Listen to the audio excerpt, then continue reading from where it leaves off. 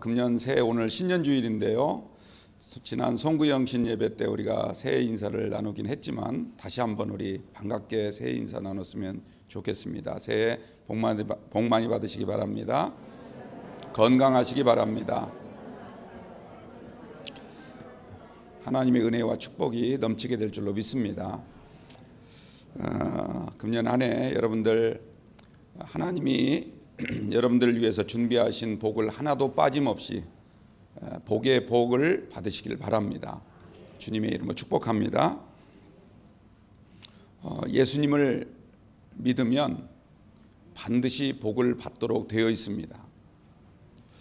99% 받는 것이 아니라 100% 받습니다. 믿으십니까? 100% 받습니다. 제가 이렇게 얘기를 하면 어떤 분은 속으로 나는 30년 넘게 예수 믿었는데 지금도 이 모양 이 꼴로 사는데 무슨 소리야, 이렇게 생각하시는 분이 있을지 모르겠어요. 왜 그럴까? 그 이유를 가만히 생각해 보십시오. 우리가 생각하는 복과 하나님이 말씀하시는 복과 차이가 있기 때문에 그렇습니다. 우리가 생각하는 복만이 복이 아니다, 이런 말씀이죠. 여러분들 한번 잘 생각해 보십시오. 우리가 주일날 한 번도 빠지지 않고 교회에 나와서 주일 예배를 드린다고 할 때 한 주일에 한 번 예배를 드리는 거죠. 1시간 예배를. 그러면 일주일이 총 168시간입니다. 계산을 해보면 168시간. 168시간 가운데 고작 1시간 예배를 드린 겁니다. 그것도 설교 시간만 따진다면 30분. 오후 예배까지 드린다 해도 2시간 예배 드린 거죠. 그러면 비율이 어떻게 되냐면 84대 1이 되는 겁니다. 수요일까지 드렸을 때는 42대 1이 되고 금요 기도회까지 왔을 때 21대 1이 됩니다. 만약에 새벽 기도까지 한다면 새벽 기도는 30분을 감안하면 10대 1이 됩니다. 새벽 기도까지 온전하게 해야 고작 11조 드리는 거예요. 시간의 11조를. 설교 말씀 듣는 시간만 따진다면 30대 1에 불과합니다. 새벽 기도까지 온전히 우리가 빠짐없이 드릴 때 우리가 겨우 시간의 11조를 한다. 이것을 꼭 여러분들 유념하시기 바랍니다. 다시 말하자면 나머지 10분의 9, 하나님께 드린 10분의 1 말고 내 시간으로 쓴 10분의 9는 전혀 다른 일에 사용하고 있는 겁니다. 시간의 대부분을 하나님과 관계없는 일에 사용하고 있다는 뜻입니다. 예배드리는 시간과 또 세상에서 우리가 살아가는 시간, 세상에 쓰는 시간이 이렇게 차이가 큰데 내가 주님처럼 생각한다? 그렇게 쉽지 않습니다. 내가 말씀대로 정말 붙잡고 살아간다는 것, 정말 그게 쉬운 일일까요? 어려운 일이죠. 그렇기 때문에 나 자신도 바꾸기 버겁습니다. 그런데 우리가 어떻게 다른 사람을 바꾸고 세상을 바꾸겠습니까? 거의 불가능한 일이죠. 몸은 열심히 교회에 출입한다 할지라도 내 생각과 가치관과 나의 사는 구체적인 모습들이 성경의 가르침과는 거리가 먼 이유가 바로 여기에 있는 것입니다. 특히 교회가 아닌 다른 곳에서 보내는 시간들 대부분을 보면 솔직히 말해서 비기독교적이거나 또는 반기독교적인 영향을 받기 쉬운 곳에 노출되는 경우가 허다합니다. 잘 생각해 보십시오. 요즘 TV, 저는 드라마는 보지 않습니다만 드라마나 영화, 예능, 과연 우리 신앙생활에 얼마나 도움이 된다고 생각을 하십니까? 세상 속에 살아갈 때 심지어 직장에서조차도 우리는 오히려 신앙을 해치는 그런 나쁜 영향을 받을 때가 얼마나 많은가라는 것입니다. 이런 세속적 영향을 받는 시간이 훨씬 많다 보니 마음은 말씀대로 살고 싶지만 그러나 그렇게 살지 못하는 때가 너무 많습니다.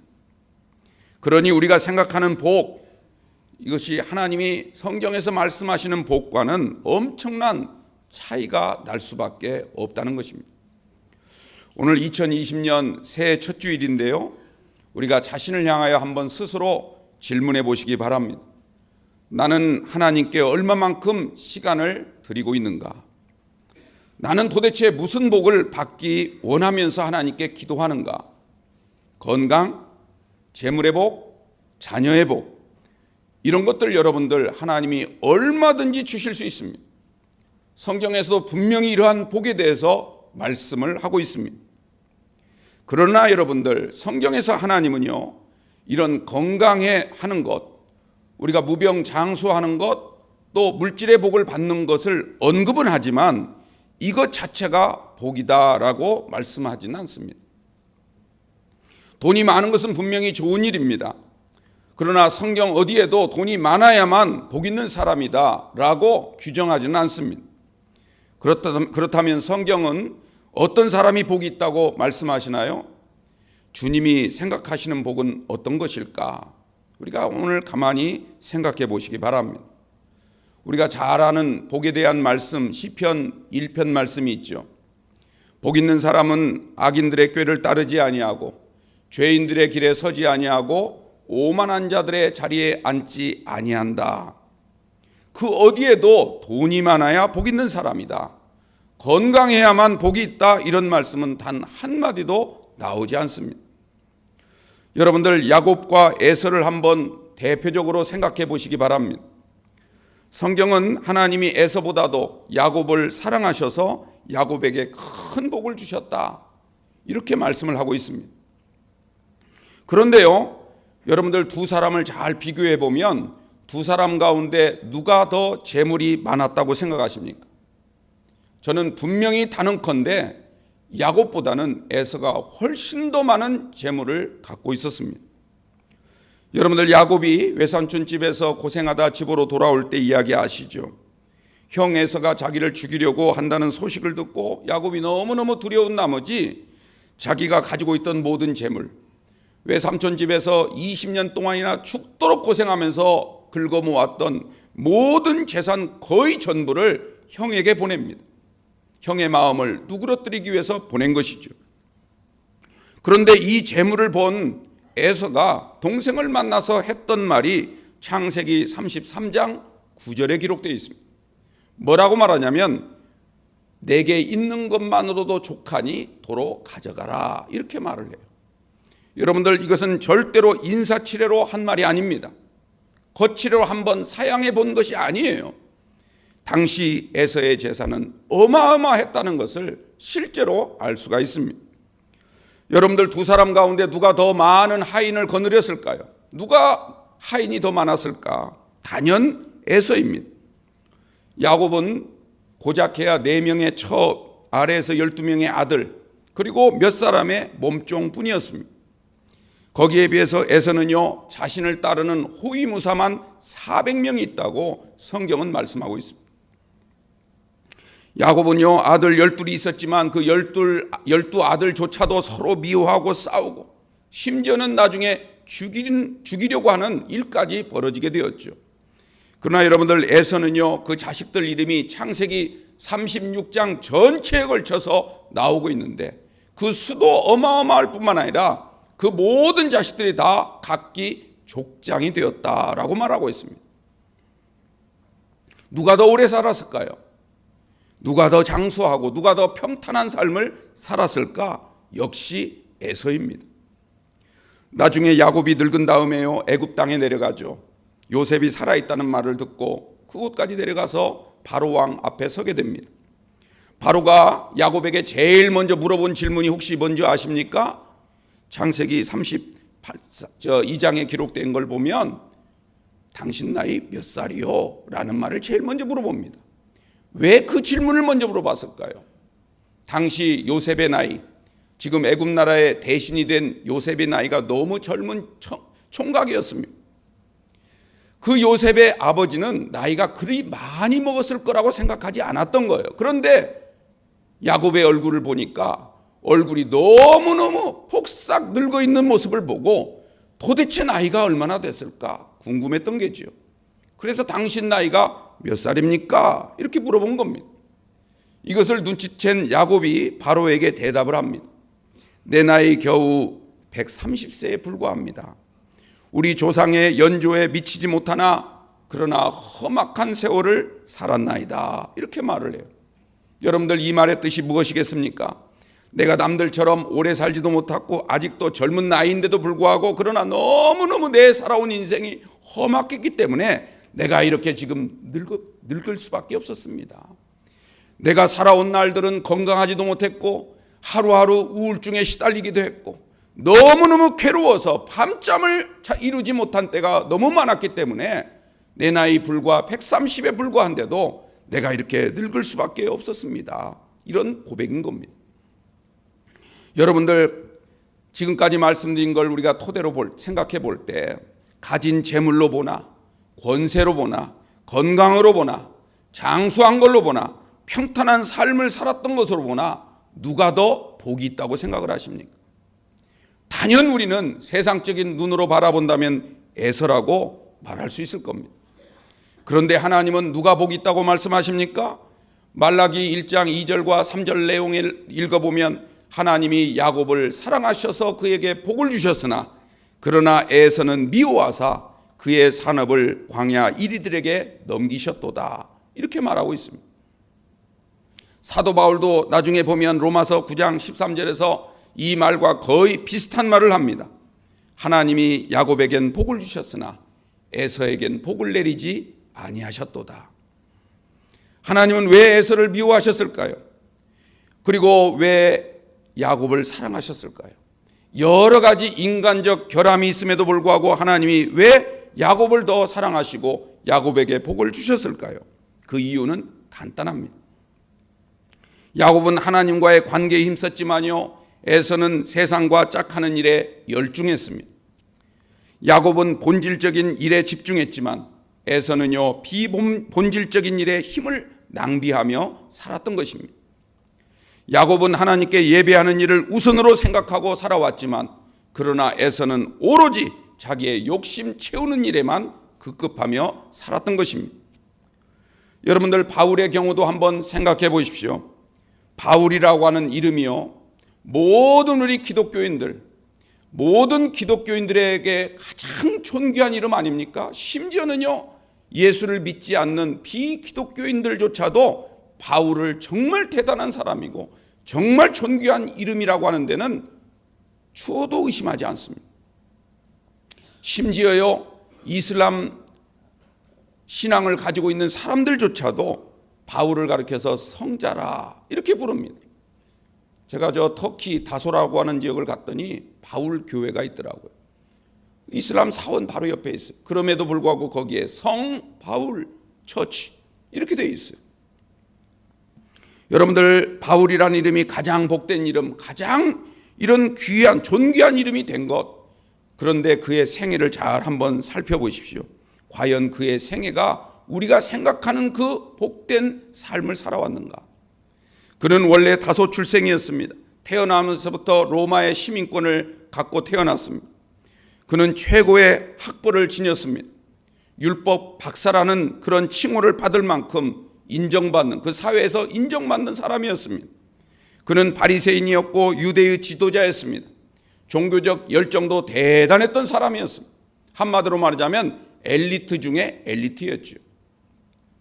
출신으로 보나 학벌로 보나 신분으로 보나 그는 태어날 때부터 복을 받은 사람, 요즘 말로 말한다면 금수저였습니다. 그런데 그가 예수님을 만난 다음에 어떻게 됐습니까? 그토록 자기가 귀하게 여기던 것들, 그 귀한 세상적인 그런 가치 있는 것들을 다 배설물처럼 버려버렸다, 이렇게 말씀하고 있습니다. 왜 그랬습니까? 그는 더 가치 있는 것을 발견했기 때문에 그렇습니다. 더 복된 것이 무엇인가를 그는 깨달았기 때문에 그 모든 것들을 다 배설물처럼 버렸다는 것입니다. 여러분들 더 가치 있는 삶을 사는데 이런 것들이 방해가 된다면 차라리 나는 배설물처럼 버려버리겠습니다. 이게 바로 복 있는 사람이 취하는 행동인 줄 믿으시기 바랍니다. 사랑하는 성도 여러분, 세상 사람들이 말하는 복이 필요 없다는 뜻이 아닙니다. 여러분들 돈이 필요 없으니까 다 버려야 된다, 이런 뜻으로 드리는 말씀이 아닌 겁니다. 하나님을 아버지로 모시고 사는 성도는요, 여러분들 먼저 구할 것이 있다는 겁니다. 먼저 우리가 붙잡아야 할 것이 있다는 겁니다. 더 가치 있는 것을 발견해야 된다는 겁니다. 그 하나를 먼저 발견할 때 나머지 모든 것을 더해 주시는 놀라운 축복을 경험하시게 되기를 바랍니다. 저는 이것을 오늘 설교 제목 One plus All이라는 것으로 설명을 드립니다. 영어로 제목을 붙여 죄송해요. 근데 때로는 우리말보다 영어의 짧은 이 한 줄이 훨씬 더 우리에게 확 다가오는 임팩트가 있습니다. 그래서 하는 수 없이 이렇게 좀 정했어요. 여러분들 시장에 물건을 사러 갈 때 한 10개 정도 사면 하나 정도 덤으로 주는 경우가 있죠. 그럼 굉장히 좋아합니다. 요즘에는 매장 가보니까 1 플러스 1이 있더라고요. 하나 사면 하나를 더 덧붙여주는 거. 그 공짜인 것 같지만 다 계산이 되는 겁니다. 근데 하나님은요, 10개 사면 하나 줄게가 아니에요. 1개 사면 하나 더 줄게가 아니에요. 1개 사면 다 줄게. 이게 하나님이십니다. 1 플러스 all. 하나 사면 다 줄게. 하나만 제대로 사면 모든 것은 더하여 주시리라. 덤으로 주시리라. 이게 바로 1 플러스 all입니다. 이러한 축복을 여러분들 금년 안에 꼭 받는 삶이 되시길 바랍니다. 예수님이 마태복음 6장 33절에서 말씀하시죠. 너희는 먼저 그의 나라와 그의 의를 구하라. 그리하면 이 모든 것을 너에게 더하여 주시리라. 1 플러스 5를 약속해 주셨습니다. 그런데 여러분들, 하나님의 나라와 의는 돈을 주고 사는 게 아닙니다. 비싼 값을 치르고 사는 것이 아니에요. 오직 믿음으로 우리가 하나님 앞에 나아가면 거저받는 은혜인 줄로 믿습니다. 하나님께서 거저 주신다는 거예요. 너희 목마른 자들아 물로 나오라. 돈 없는 자도 오라. 너희는 와서 사 먹되 돈 없이 값 없이 와서 포도주와 젖을 사라. 내가 너희를 위하여 영원한 언약을 맺으리니 곧 다윗에게 약속한 확실한 은혜이니라. 할렐루야. 여러분들, 다윗에게 허락한 이 확실한 은혜가 어떤 은혜일까요? 다윗은요, 근본적으로 왕이 될 수 없었던 사람입니다. 아버지 양떼를 치던 목동에 불과했어요. 그는 왕족도 아니었고 귀족도 아니었습니다. 심지어 그 가정 내에서도요, 8번째 아들에 불과했습니다. 사무엘이 온다는 소식을 듣고 첫째부터 7째까지는 다 예복을 입고 준비토록 했는데 다윗은 아버지도 얼마나 시시하게 보았는지 너는 빨리 양이나 쳐라 이렇게 내보냈던 사람에 불과했어요. 그러나 여러분들, 승승장구하던 사울 왕이 교만해져 가지고 하나님 말씀에 순종하지 아니하고 제사장이었던 사무엘과 대립을 일삼다가 결국은 하나님으로부터 버림을 받았기 때문에 하나님이 누굴 택하셨습니까? 다윗을 택했습니다. 그런데 다윗이 하나님을 절대적으로 믿고 그 어떤 일보다도 하나님께 나아가 예배하는 일에 힘썼더니 하나님께서 그에게 영원한 왕권을 허락해 주셨습니다. 메시아에 대한 언약까지 주신 줄로 믿습니다. 한마디로 1 플러스 5의 축복을 받은 거예요. 솔로몬도 마찬가지입니다. 하나님께 정성을 다하여 1000번제를 드리면서 하나님께 지혜를 구했을 때 하나님이 솔로몬에게 하신 말씀 기억나시죠? 네가 구한 것, 재물을 구하지도 아니하고 원수 생명을 구하지도 아니하고 장수 부귀 영화를 구한 것도 아니라 지혜를 구했으니 너에게 지혜만 줄 것이 아니라 네가 구하지 않은 부귀와 영화, 건강의 복까지 더하여 주겠다. 1 플러스 5의 축복을 주신 줄로 믿습니다. 오늘 주님이 하신 말씀을 다시 한번 새겨보시기 바랍니다. 너희는 먼저 그의 나라와 그의 의를 구하라. 그리하면 이 모든 것을 너희에게 더하시리라. 이 1 플러스 5의 축복을 오늘 해 여러분들도 꼭 받게 되기를 주님의 이름으로 축원합니다. 그러나요, 여러분들 이 말씀을 한번 뒤집어 생각해 보십시오. 너희가 하나님의 나라와 의를 구하지 아니하고 계속 먹을 거, 마실 거, 입을 것만, 계속 세상적인 거, 육신적인 것만 구한다면 아무것도 얻지 못할 것이다. 이런 뜻이에요. 원 플러스 all이 아니라 원 플러스 everything이 아니라 nothing, 아무것도 주지 않겠다는 겁니다. 여러분들 이러한 것을 꼭 우리가 생각하시고 먼저 구할 것을 찾는 그런 지혜가 여러분들 가운데 있게 되기를 바랍니다. 예수님이요 하나님의 나라와 의를 구하라 하신 이 말씀은요, 다른 말로 바꿔 말씀드리자면 신앙의 본질을 회복하라는 뜻입니다. 신앙의 본질을 회복해야 됩니다. 만약에 본질에는 관심이 없고 덤으로 끼워주는 것에만 관심을 가진다면, 여러분들 만약 시장에 가서 정말 사고 싶은 거 하나 샀는데 거기에 덤으로 붙여주는 것, 그것 때문에 필요 없는 걸 산다면 그 얼마나 어리석은 일입니까? 끼워주는 물건 하나 얻으려고 필요도 없는 수백만 원짜리 물건을 산다면 정신 나간 사람이죠. 그렇지 않겠습니까? 우리는 신앙의 본질적인 것을 구해야 하고 여기에 관심을 가져야 할 줄로 믿습니다. 우리는 본질적인 것을 얻기 위해서라면요, 마치 밭에 감추인 보화를 발견한 농부처럼 자기의 모든 소유를 다 팔아서라도 그 보화를 얻으려고 힘써야 될 줄로 믿습니다. 좋은 진주를 구한 상인처럼 자기의 모든 소유를 다 팔아서라도 그 진주를 얻어야만 되는 줄로 믿습니다.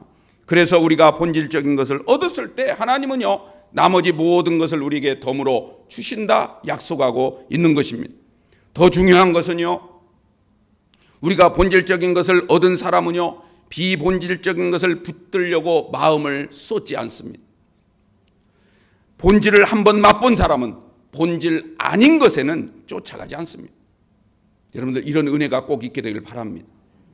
미국에 가면 그 그랜드 캐년이라고 하는 정말 어마어마한 대협곡이 있습니다. 정말 어마어마해요. 이게 보면 이 탄성이 나오지 않을 수가 없습니다. 야, 어떻게 이런 경관이 있을까? 그런데요, 그 그랜드 캐년을 직접 갔다 온 사람이 그랜드 캐년 사진을 보면서 이야, 그런 사람 봤습니까?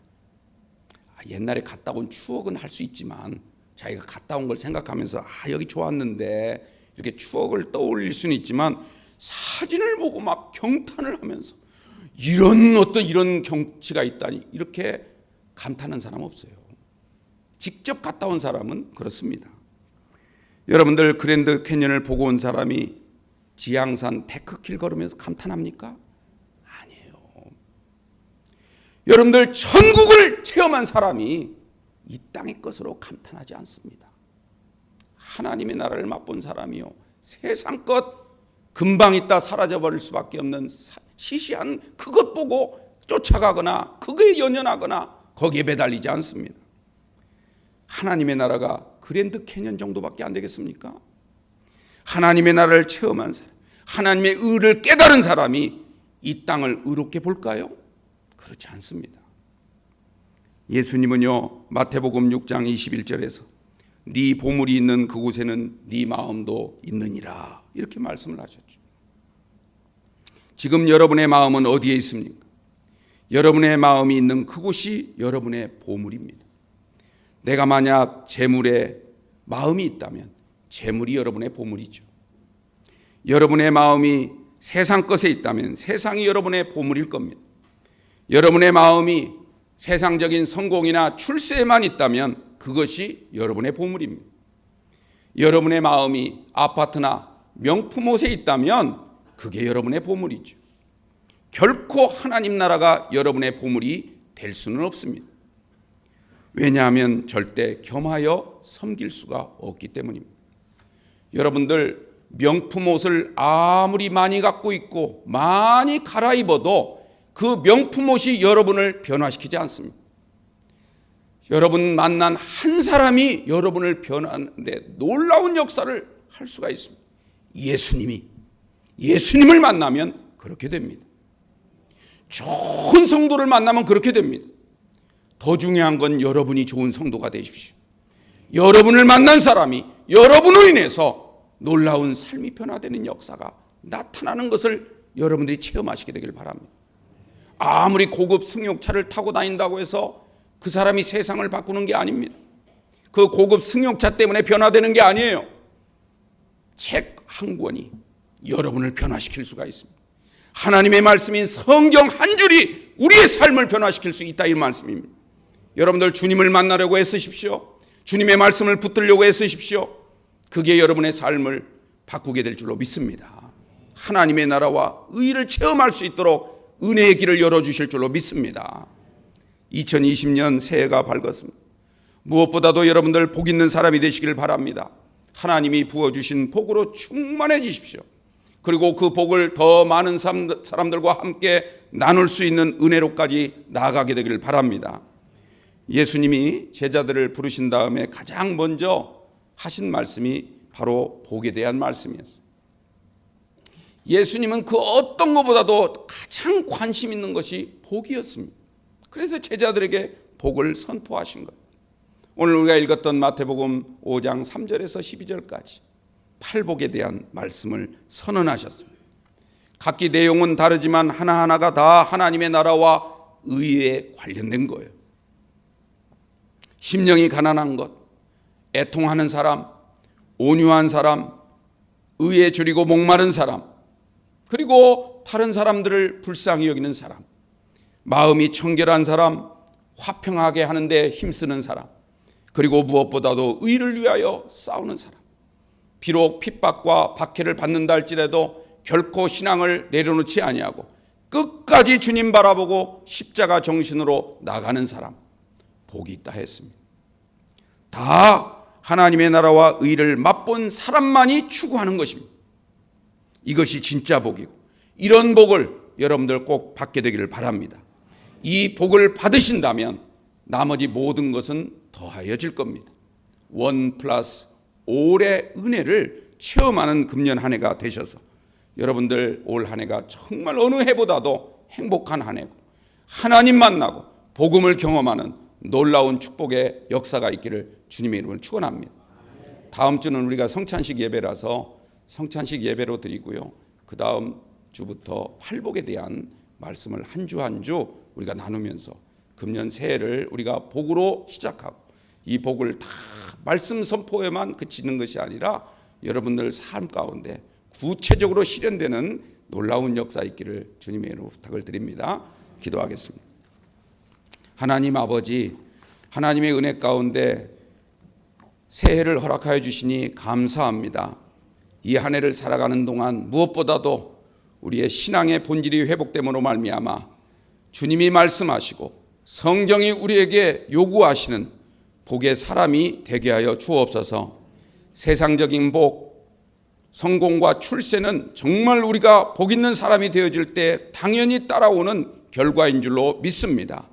하나님이 주신 그 결과물에 연연할 것이 아니라 그 결과물을 이루어 주시는 하나님께 우리가 더욱더 초점을 맞추며 신앙생활을 감당할 수 있도록 도와주시어서 우리 모든 성도들 다 복의 사람이 되게 하시고, 하나님께 더욱더 가까이 나와 예배로 영광 돌리며 말씀과 기도로 충만해지는 놀라운 축복이 있게 하여 주옵소서. 예수님의 이름으로 기도하옵나이다. 아멘.